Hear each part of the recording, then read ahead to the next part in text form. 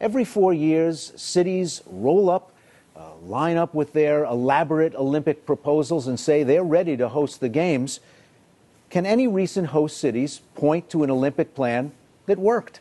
Well, I think that they work operationally in the sense that the Games happen with few hitches most of the time. But in terms of working economically, I think probably the last true success story we can point to is 1992 in Barcelona. And why is that?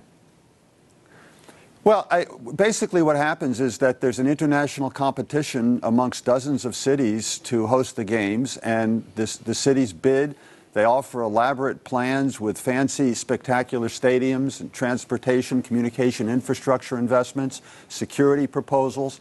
And at the end of all of the bidding, the cities basically bid away any profit that they might have. And in fact, it's even worse than that because the city's interests are generally hijacked by private interests that will benefit if a city hosts the game. The construction companies, construction unions, architectural firms, investment bankers, lawyers who work for the investment bankers, they form a coalition of private interests that mostly can only gain from the Olympics, and they push the bidding too far.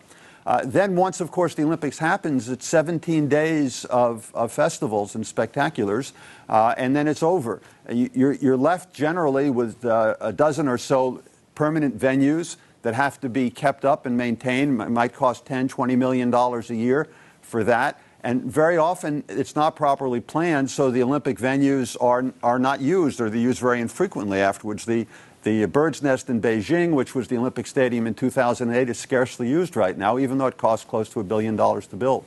Professor McAloon, with everything Andrew Zimbalist just mentioned, we've been using the phrase too big to fail to refer to big banks. Have the Olympics become too big to stage?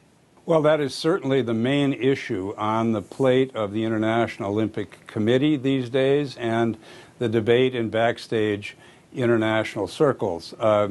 Putting on a Games, quite aside from the legacy economic issues that Professor Zimbalist raised, is such an operational challenge and has become exceedingly more so. We forget about Beijing as a model because there you've got complete state control and an unlimited budget, and as a consequence, organizational issues were almost non-existent.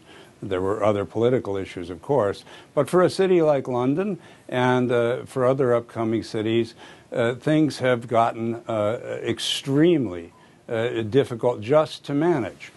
We actually, in contrast to something that Andrew said earlier, there are only 3 bidding cities now for the 2020 Games, and 2 of those, Madrid and Tokyo, have their own serious issues. So the IOC is very worried that the Games have got too big, even for the world's greatest global cities like London, to easily stage.